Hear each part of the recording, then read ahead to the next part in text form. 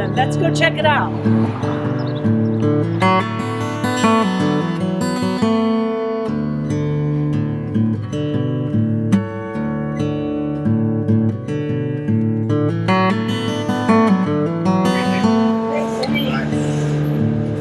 Hi, Don.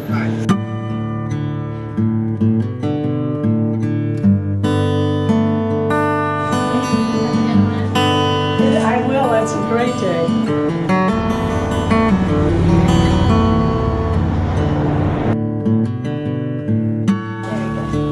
You're welcome.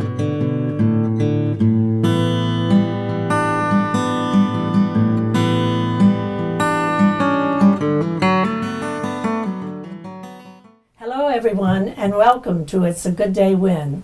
I'm your host, LaVon Upton, and today it's a good day when you get to visit The Clarkston Community Historical Society and the Heritage Museum. We're here at the Clarkston Library where the museum is located, and I wanted to read a little bit of the background of the Historical Society. And I quote, "In the 70s, a group of concerned citizens worked to add Clarkston to the National Register of Historic Places. Clarkston was then described as an intact 19th century village with an exceptional range of architectural styles. Those citizens were the founding members of the Clarkston Community Historical Society." Jen, can you tell me what it is today? Yeah, the Historical Society today, I'm Jennifer Arkwright, I'm the president, currently on the board of the Historical Society. And the mission of the Historical Society is to preserve Clarkston artifacts and to educate the community about our history. Back when the Society was originally founded in the 70s, as LaVon stated, what happened then is the city, the village at that time, took over kind of dealing with the historic designation, the National Historic Designation that Clarkston did receive, the national designation, and then the society then took over preserving and educating. They took over kind of dealing with that aspect of it. We have a 10-person board. Tony is our museum director, and she's been on the board many, many years before, but now for several, well, more than a decade maybe? No, you had to say that. About 15 years, I think. Yeah, she's been our museum director and like our only employee, if you will, but she does so much for us. Tony, I thought I had a fun job, but you must have a fun job collecting things for the museum. I do. I enjoy history and I enjoy Clarkston's history, and it is a great day when you come into your office and someone has hung diaries from 1860 in a paper bag on your door. So that part's great. Yeah. Well, tell me about the exhibit now. Right now we have Beyond Fashion. It's, I'm not even sure the full title. It's Beyond Fashion, Buckles, Bustles, and Bathing Suits. And it's the 26th exhibit. So we have an exhibit every 6 months. And that's about as long as we like our things to be on display. And tell me where you acquired some of the things you have on display today. We acquire things in a whole lot of different ways. We have things that come to us just through family donations. Those are the best. We do actively fundraise so that we can purchase things. Mm-hmm. So, I buy things on eBay. I have bought 1860 Clark family letters on eBay. So there's an amazing resource out there for us to be able to do that. We go to local estate sales. Mm-hmm. So now you said you bought Clark family letters. Clark, the founders of Clarkston. Yeah. Okay, and you found them on eBay. I found some on eBay. So you have to know what you're looking for. Yes, you do. Mm-hmm. Yeah.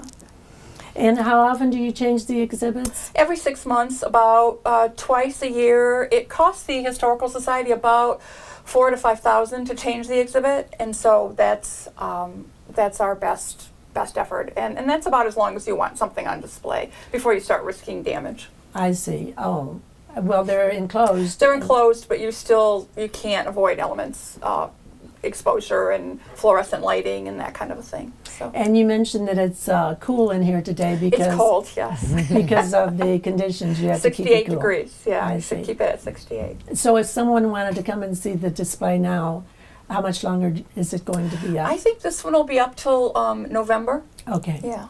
Very good.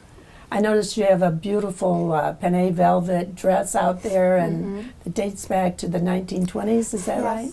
Yes, that one is from a time when they discovered King Tut's tomb, and so it's an Egyptian-style dress. Yeah. This exhibit started because we had a donation come in that was 3 generations of wedding dresses, and so that's what we decided to center the exhibit around. You mentioned that you've acquired some letters from 1855 to 1862. Now, I remember finding some letters in my mother-in-law's attic, and you learn a lot from reading those letters. You do. Did you take time to read some of them? I do. We have discussions on barn raising. We have the smallpox epidemic, drunkenness, all kinds of interesting things. Some things probably that you don't even really want to make public, but yes, we have some. We do have some. They're fun to read. They're very fun to read. I know the mode of transportation was, instead of a plane, was trains, and so for an executive to get across the country for an important meeting, it might take 3 or 4 days instead of 3 or 4 hours. Different time. So where do you purchase the old photos? Would it be the same thing through eBay or just through wherever I families can or- get them. There's a photo at the end of the room here, a large photo that I just bought of Major John Knox, who was a Civil War soldier from Clarkston, and I found that huge, beautiful photo in a local estate sale about 3 weeks ago. So stuff is still out there. Oh, that would be fun, going Yeah. to the local estate sales to find goodies.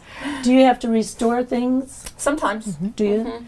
Are you able to do that, or how do I you do that? don't. We have a limited budget. The biggest thing we've had restored was a very fine broadside. Broadside's about 2 feet wide by 6 feet long, and it's the kind of paper that they used to go to the side of the barn and they'd slap it up and it would advertise something. And this one was all for the 1873 celebration of the 4th of July celebration in Clarkston, downtown Clarkston.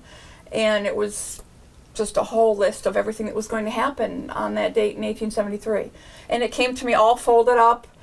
Didn't know it was coming. Somebody just sent it to us from across the country, and that needed a little bit of restoration to be conserved for the future. So we did that. And we put that up in one of our exhibits. Yep. The parades or maybe fun Right. time in Clarkston Clarkston or theme. something, yeah. You put the poster up? Yeah, after we everything had it gets restored. cycled. Yeah. Everything goes out eventually.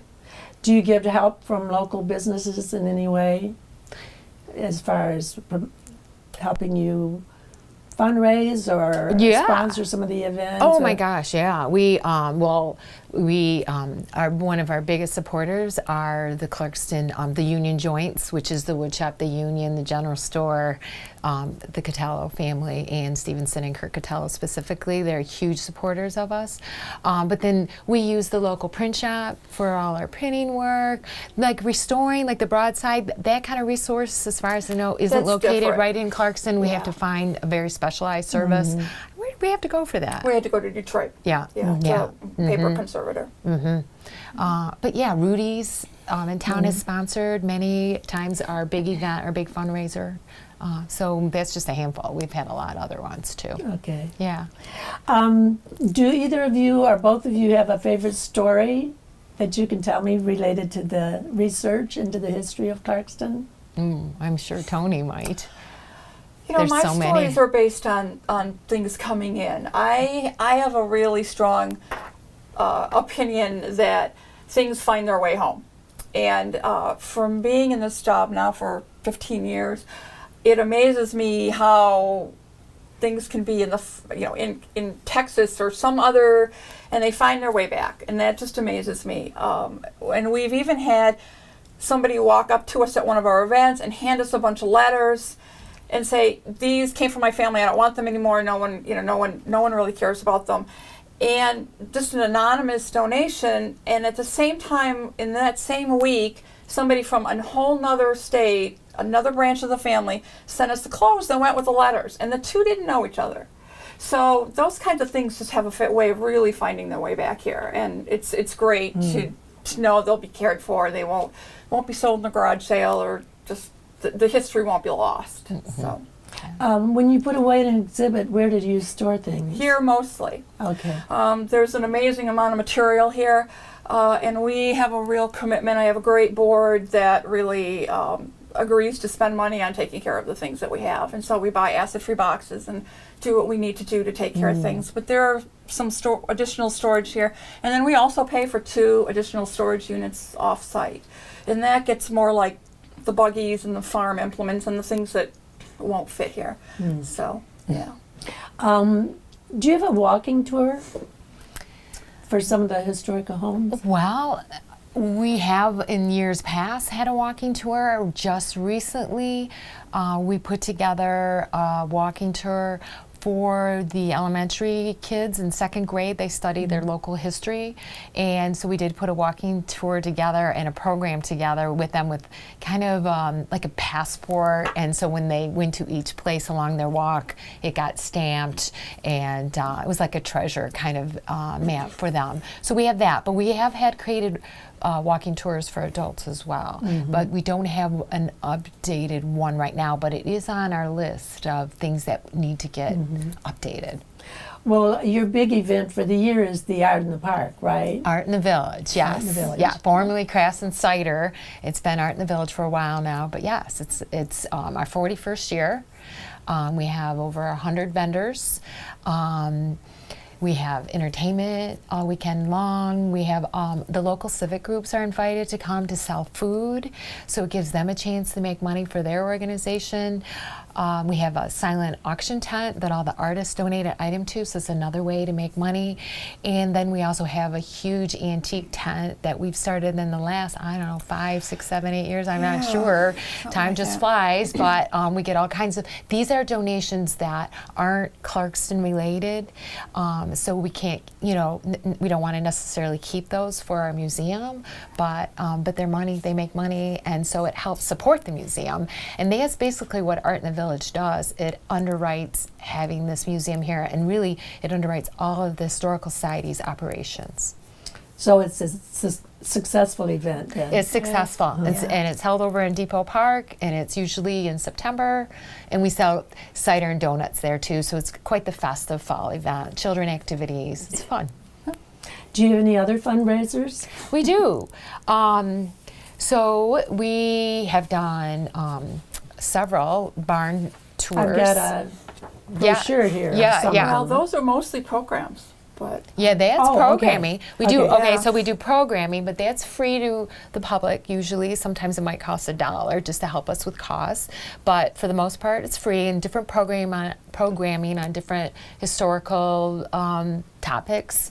And then our other fundraisers would be, like I mentioned, we've done a barn tour 3 or 4 years now in the community, where people get in their cars and they go barn to barn and they learn the history of it. And then we've done a cemetery tour. It's a reenactment where actors actually are graveside and they portray a famous Clarkston citizen from the past. And then we usually have some entertainment there of some kind. We're very excited because we're going to have the first ever barn dance at the Ellis Barn that's out at Springfield Oaks County Park, and that's going to be October 18th, and it's going to be a blast with a live band, with the caller, Michigan craft beers and wines, wood shop food, barbecue. So we're excited about that. We're going to do a separate program on that. Oh, are you? So Okay, we'll let everyone know more about that later. Yeah. It sounds great. Yeah. another event we did for fundraising that was a huge success was a ghost walk Yes. in town, That's and that was huge. That was very different, but it was a lot of fun. We'd like Yeah. to do that one again. Yeah. Yeah. What kind of things are you looking for people to bring in for the museum? Anything Clarkston related. My biggest concern is very often people come and close down their parents' or grandparents' homes, and they just, we're not looking for Tiffany lamps. We're looking for just everyday things, photos. I tell people sometimes just a little medicine vial from Hallman's Apothecary, you know, that was there 30 years ago. We're still interested in those kinds of things too. So it doesn't have to be something that they think has to be very valuable, or, you know, we don't necessarily will take grandma's silver. We've had people do that, but it can be small things too, sometimes things that people don't realize we're interested in. You know, if we can use things from the local from Alger's Hardware, just to tell the story of that building or businesses in town. So sometimes even small things are important, but just about anything. And then if it's not Clarkston related, most people are willing to let us take it and sell it in our antique sale at Art in the Village, and then that money funds specifically the purchase of new Clarkston things, Clarkston artifacts. You have a great newsletter here. Thank you. It's a very well done one, isn't it? It is. It's very attractive. So this tells about some of your programs, some of the events coming up, and where can people get this? They're always, our membership gets them, and but then we also always print extras and have them in the museum. They can just be picked up. And they also can get them at our website. At your website. That's a good point. And tell me about your membership. So our membership is, I believe at this point, we're 200 families strong, and always accepting more members. Some of them have been lifetime members since the 1970s. We have some of our membership is very active at Art in the Village to volunteer a shift to help us put that event on. The membership gets first dibs, first notice on any of our events. We make sure we take care of them like that. We have an awesome Christmas party every year, holiday party. Last several years it's been at the Clark House on Main Street, and it's been quite the affair with a really ritzy silent auction, and just a lot of fun. And what do you expect of them? Really, really ultimately, it'd be great if they could work a shift at Art in the Village. Yeah. Come to our events. I mean, they're expressing an interest because they are a member. A membership is only $25. It's, for a family membership. There's other categories, but that's the the lowest, just family rate. We also offer in a memoriam or in honor memberships too, if someone wants to do that for a loved one or someone they lost, or just to honor someone too. So. Shall we put your phone number up on the screen? Absolutely. And also your website? Sure. I read that you've got an up and running website that's you're pretty proud of now. So. We're excited. We just updated that in the last year, and we feel like, it's kind of matching the creativity of the newsletter, which we think is just high quality work. Is there anything else you'd like to tell our audience today? Trying to think. I was impressed actually by these programs. And are they put on here at the library? Yes. And they're well attended, it seems. But you've got quite a few programs, and I think they're very interesting. Genealogy workshop, We is that do. one of them? We have someone, a liaison on our board that handles genealogy for us. In some of the programs, we partner with the library. We pool resources, and some of them are standalone that we just host on our own. We've also tried to take some of that, rather than always just providing programs. A year or so ago, we worked for over a year to put together the Wayside exhibits. And those are the 4 signs. If you walk through downtown Clarkston, you'll see 4 signs on Henry Ford's involvement in Clarkston. They're like park signs. They're beautiful. They're like an exhibit. Markers that Right. describe the activity or the historical events that event. occurred there, right? And those are part of a countywide program. There are over 200 Wayside exhibits, so people can actually get in their car and go all over the place and read them. But they're all Motor City oriented, transportation oriented. Right. Oh, there was, what was the connection with the Ford Motor Company back in the day? Yeah, Henry Ford had a lot. Well, we were one of his Village Industries programs. So he had that where he he was trying to involve farmers during the off season, and he would start small businesses, small manufacturing businesses in communities to keep them running. And during the 40s, mainly, he had 2 businesses in town. One was at 90 North Main, which was the upholstery factory, which is now Union Ad Works, the old school. And then the other one was the whole mill and the mill building and the mill pond. He reworked that. And then he also had a Ford tractor proving school, which is where Dr. O'Neill's property is. And that was something that people came from all over the country, actually all over the world. And they came and they learned how to sell Ford tractors. So he had a lot of involvement in Clarkston. And there are some funny stories out there for people who ran into him. So, Yeah, that's for sure. Well, thank you, Tony and Jen, Thank you. for being our guest, and to all of you, come on out to the museum and make it a good day.